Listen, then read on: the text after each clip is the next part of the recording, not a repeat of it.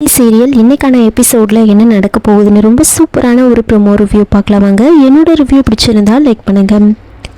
தமிழரசி சாமந்தியை நிறுத்துகிறாங்க. அப்போ நேராக போயிட்டு அந்த பொம்மையை கையில் எடுத்துகிட்டு போயிட்டு சாமந்தி கிட்ட கேட்குறாங்க, இந்த பொம்மையை வரைஞ்சது நீ தானே அப்படின்னு கேட்க, ஆமான்னு சொல்கிறாங்க.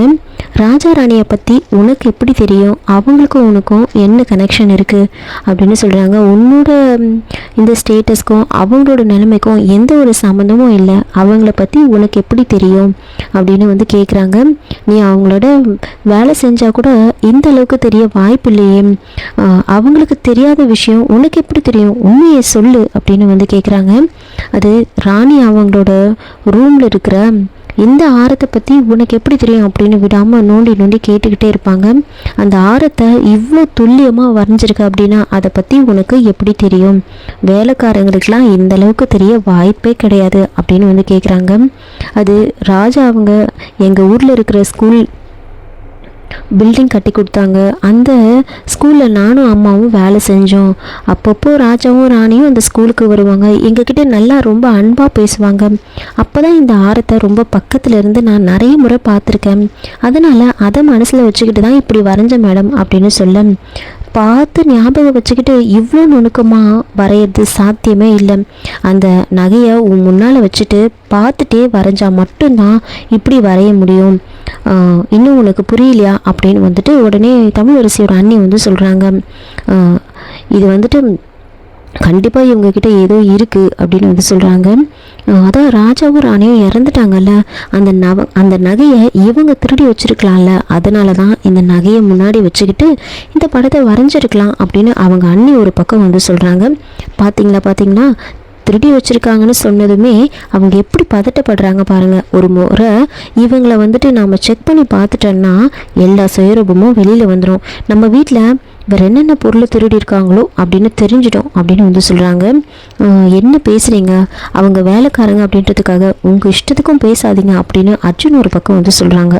அதுக்கப்புறம் அர்ஜுனோட அப்பாவும் சொல்கிறாங்க, ஐயோ அண்ணா, உங்களை மாதிரி எல்லாரும் ரொம்ப நல்லவங்களாக இருப்பாங்க அப்படின்னு நினைக்காதீங்க, இந்த காலத்தில் யாரையும் நம்ப முடியாது அப்படின்னு சொல்கிறாங்க. ஆமாம், நாம் செக் பண்ணி பார்க்கறது தான் நல்லது அப்படின்னு சொல்லிட்டு அவங்களோட பேக்கெல்லாம் செக் பண்ணி பார்க்கணுன்னு சொல்கிறாங்க.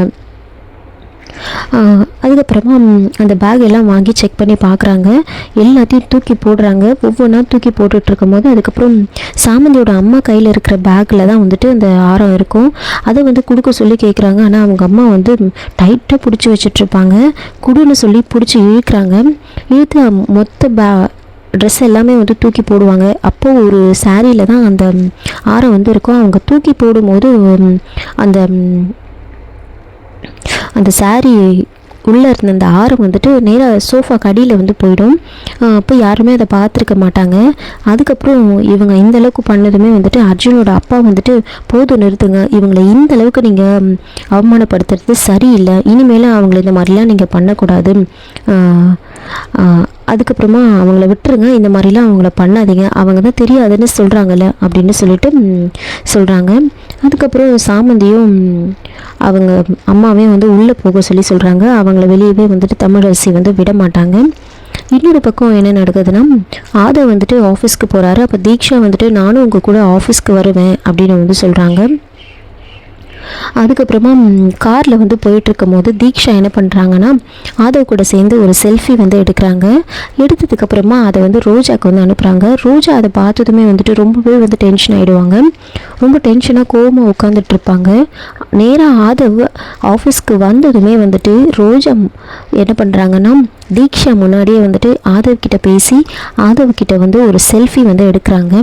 அந்த செல்ஃபி எடுத்துகிட்டு அந்த செல்ஃபியை தீக்ஷாவுக்கு அனுப்புகிறாங்க. அதனால தீக்ஷா இன்னும் கோவமாயிடுவாங்க. இதோட இந்த ப்ரோமோ முடிச்சிருக்காங்க. என்னோட ரிவ்யூ பிடிச்சிருந்தால் லைக் பண்ணுங்கள், மறக்காமல் சப்ஸ்கிரைப் பண்ணுங்கள்.